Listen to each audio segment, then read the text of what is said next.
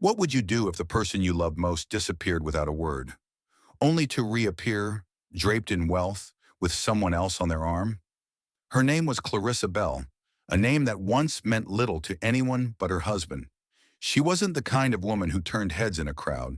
She didn't wear makeup, didn't chase the spotlight, and never asked for much. What she was devoted. A loving, faithful wife who believed in the man she married when no one else did. Clarissa had been married to Marcus Bell for just over 3 years, and those years, they weren't easy. Rent was often late, fridges often empty, but Clarissa stood by Marcus with unwavering loyalty, cooking beans and rice with a smile, and listening to his dreams of making it big in business. And then one day it happened. Marcus landed a meeting. The meeting. A high-profile investor had agreed to hear his pitch. It was the kind of opportunity that could change everything. That morning, Clarissa hugged him tightly at the door. "Go make us proud," she whispered, her voice full of hope. He never came home. At first, she thought maybe things ran late. Then she thought maybe he got caught up celebrating a win. But days passed. Texts went unread. Calls went straight to voicemail. And slowly, the silence became unbearable. Then came the call from her best friend. "Clarissa, you need to go to the Fairmont Grand Hotel. Marcus is there." Her hands trembled as she boarded the bus. What would she find? Had he been hurt? Was he in trouble? Nothing prepared her for what she saw. Marcus stood at the center of the lavish hotel lobby, surrounded by gold chandeliers and marble floors, wearing a $2,000 tailored suit and laughing. On his arm, a woman. No, a girl, at least 10 years younger than Clarissa, with cascading blonde curls, red bottom heels, and a smug expression that cut deeper than any words ever could.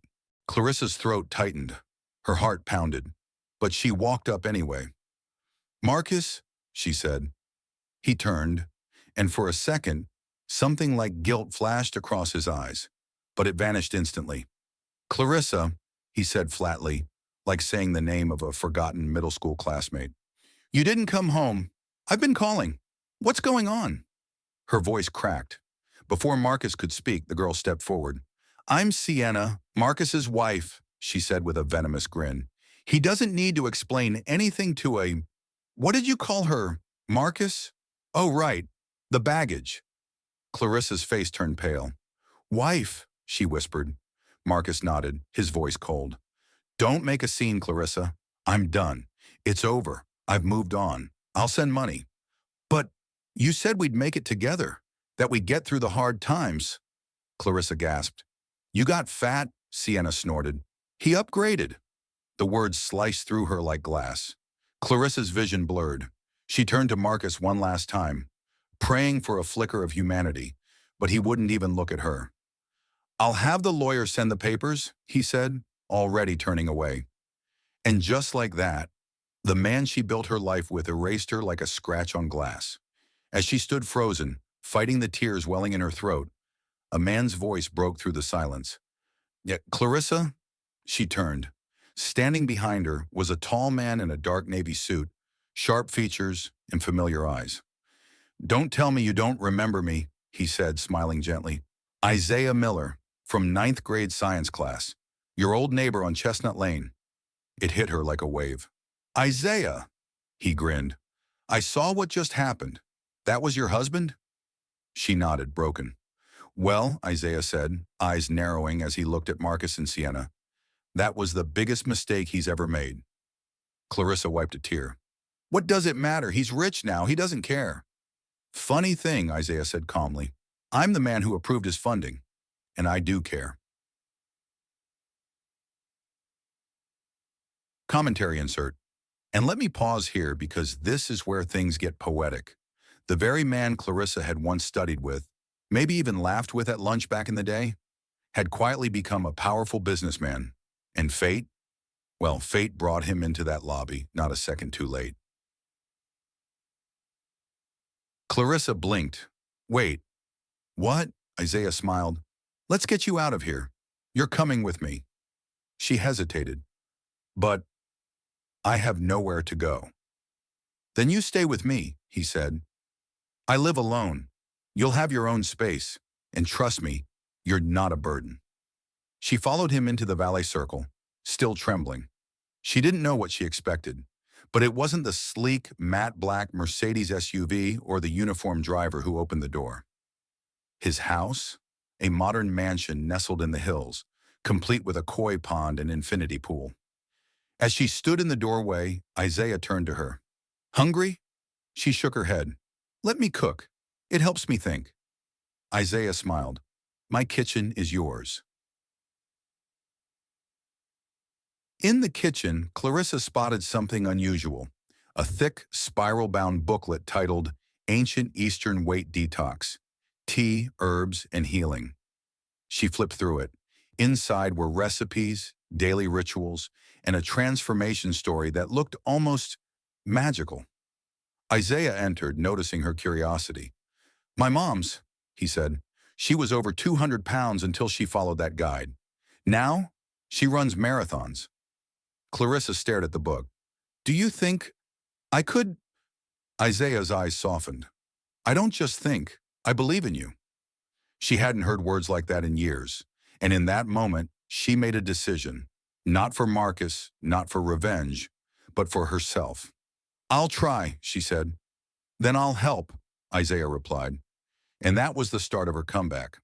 What Marcus didn't realize is that when you break a woman who loved you with her whole soul, you don't just lose a wife, you awaken a warrior. Clarissa had been shattered, but every shard would be reforged into something unbreakable. If the world saw you as weak, broken, and forgettable, how powerful would it be to walk back into that same room, unrecognizable and unstoppable? 3 weeks had passed since Clarissa Bell moved into Isaiah Miller's guest wing, though it felt more like another planet than a house. Gone were the cold, cracked tiles of her old apartment's kitchen. Here she brewed morning tea beside floor-to-ceiling windows, sunlight pouring in as if it too had chosen sides. The same hands once trembled over unpaid bills now held herbal infusions and weight loss blends with quiet determination. Isaiah had helped her build a routine. Wake early, stretch, drink tea, walk the garden trail. It wasn't just about losing weight, it was about finding herself again. The first few days? Brutal.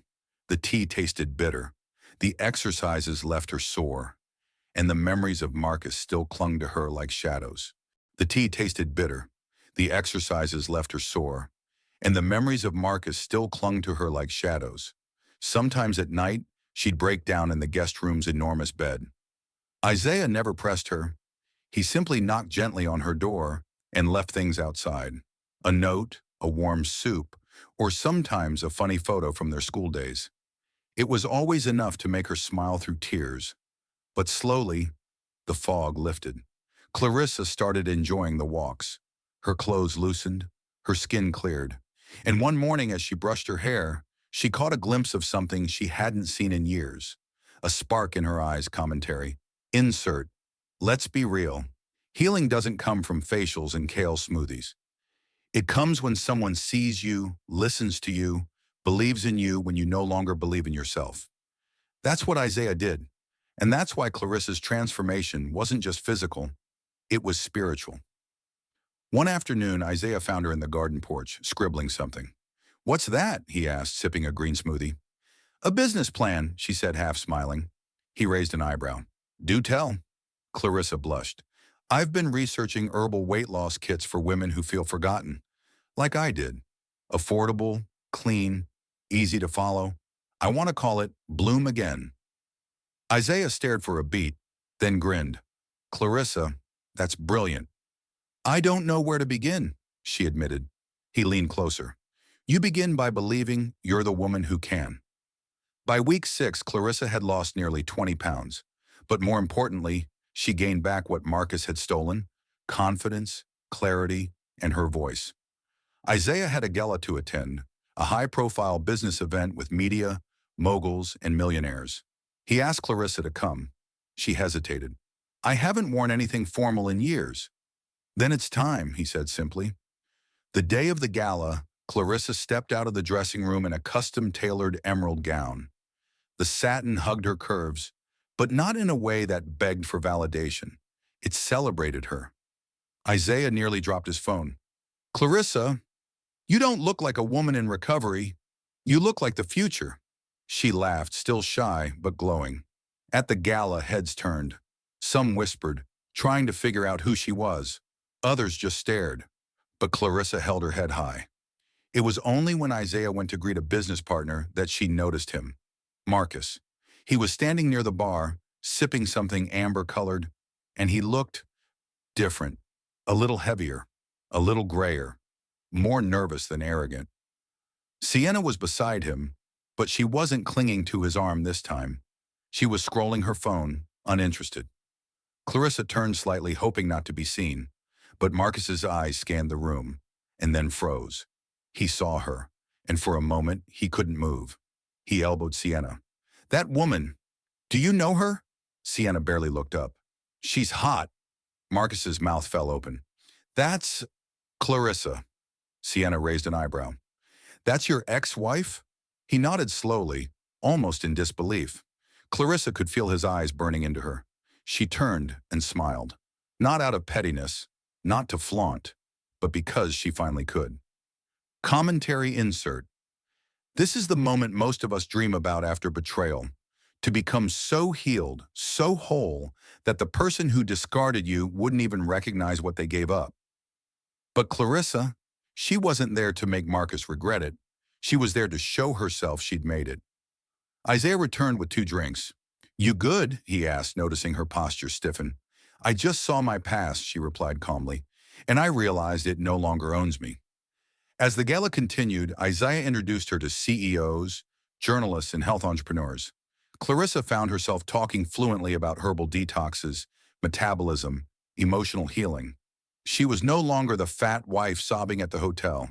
She was Clarissa Bell, the woman writing her next chapter. Then Isaiah made an announcement. I'd like to introduce someone special, he said, calling everyone to attention.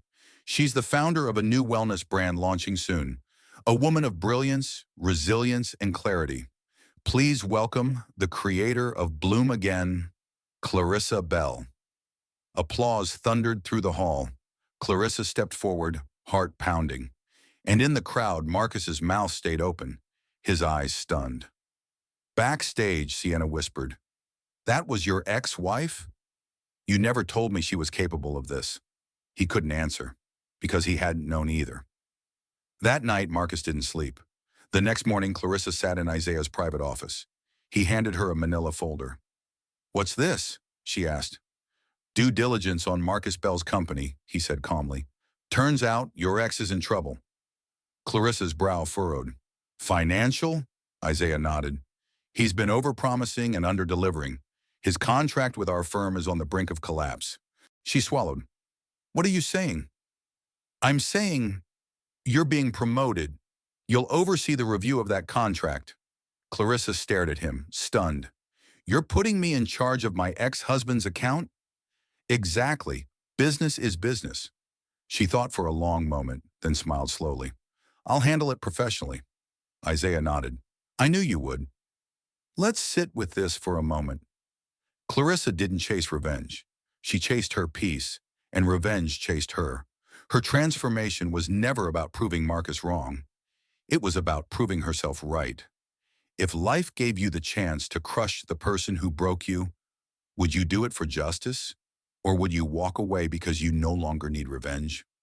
Clarissa Bell sat alone in the boardroom of Miller & Company, a stack of financial documents spread across the glossy oak table. On the front page, Marcus Bell's name. It had been 3 months since the gala. 3 months since Marcus realized the woman he discarded now stood at the epicenter of everything he wanted and could no longer control. She had tried to prepare herself for this moment, but nothing quite prepares you for seeing the man who once made you feel worthless, now kneel before your desk, desperate, panicked, broke. The door opened. He walked in, disheveled, suit wrinkled, tie crooked. Clarissa, he said, voice hoarse. She didn't stand. You requested this meeting, she said, her tone calm, calmer than even she expected. So speak. He fumbled with his briefcase, pulling out a crumpled folder. I need more time. I can fix this, he stammered. Clarissa leaned forward slightly. You've already had extensions. You took the funding and delivered incomplete work. You misused company funds, Marcus. That's not a delay. That's mismanagement. He dropped into the chair across from her, rubbing his temples. You have no idea what's happened to me. Investors pulled out. My team quit. Sienna? She left. Clarissa blinked once. So now you're alone. He nodded miserably. Ironic, she said softly. That's exactly how you left me. Commentary insert. This wasn't just a business meeting. It was poetic justice. Marcus had walked away when Clarissa was vulnerable, thinking she'd never rise again. But now she sat in power, and he was the one begging for mercy. Marcus looked at her, and for the first time, his eyes weren't arrogant. They were hollow. I made a mistake, he whispered. I didn't see your worth. And by the time I did, you were already gone. Clarissa studied him, unmoved. She wasn't angry anymore. She wasn't bitter. She was healed. But she would not protect him from the consequences of his own doing. She picked up the folder. This contract, if not fulfilled in 10 business days, the lawsuit proceeds. Assets frozen, properties seized. You know the terms. You signed them. Marcus swallowed hard. Please, don't do this. You can stop it. Just help me. One last time. She looked him in the eye. You want help now, but when I needed it, you disappeared. When I cried outside that hotel, you called me a burden, a pig. He flinched. And now you want mercy? I was blinded by ambition, he muttered. By vanity. Sienna made me feel powerful. Clarissa stood. Then call her. Silence. I did, he whispered. She blocked me. Clarissa nodded. She walked toward the window, sunlight pouring in. For a moment, she said nothing. Then she turned. You won't be going to jail, she said. We'll settle. But your assets are going into foreclosure. Your public image? That's your own to fix. He looked up, shocked. You're not suing me. Oh, I am, she said plainly, but not to ruin you, to hold you accountable. She leaned in, just enough. You broke me, Marcus, but I rebuilt myself. And now, I'm stronger than you ever imagined. Commentary. Insert. And here's the thing. Clarissa didn't destroy Marcus. She didn't need to. Life had already done that. She simply stood tall and let the consequences do what her anger never could. Outside the boardroom, Isaiah was waiting. How did it go? He asked. Clarissa took a deep breath. Like closing a door I never planned to open again. He smiled, then handed her a small box. What's this? She asked, raising an eyebrow. Open it. Inside was a bracelet, engraved with the words, She remembered who she was, and the game changed. Clarissa blinked back tears. Isaiah took her hand. I wanted to ask you something, he said nervously. Are you proposing? She teased. He chuckled. Not yet, but soon. She laughed, a sound she hadn't heard from herself in years. Then I'll say yes, in advance. Weeks later, Clarissa stood in front of the mirror in a flowing ivory dress, not the white of innocent beginnings, but the warm shimmer of hard-earned peace. The day she had once dreamed of with Marcus was now happening with a man who never made her feel small. A man who listened, believed, loved without condition. Their wedding was held in the garden behind Isaiah's mansion. No grandeur, just family, friends, and flowers that Clarissa had handpicked. And as she walked down the aisle, guests stood, but one figure remained seated, hidden behind dark sunglasses. It was Marcus. Clarissa paused when she saw him, but she didn't break stride. When she passed him, she looked down and smiled. Not out of spite, but freedom. She no longer needed closure. She was the closure. Final commentary, closing chapter. This story isn't about revenge. It's about rebirth. Clarissa didn't win because she punished the man who left her. She won because she reclaimed herself, found true love, and never let hate define her. If you've ever been underestimated, know this. Your value is not defined by the people who walk away when you're at your worst. It's revealed by how you rise, even when no one claps. So tell me in the comments, Have you ever had your own Clarissa moment? Would you offer mercy or make them feel what you felt? Drop your thoughts below. Like, share, subscribe, and always remember, the best glow up isn't to be seen. It's to be unshakably at peace.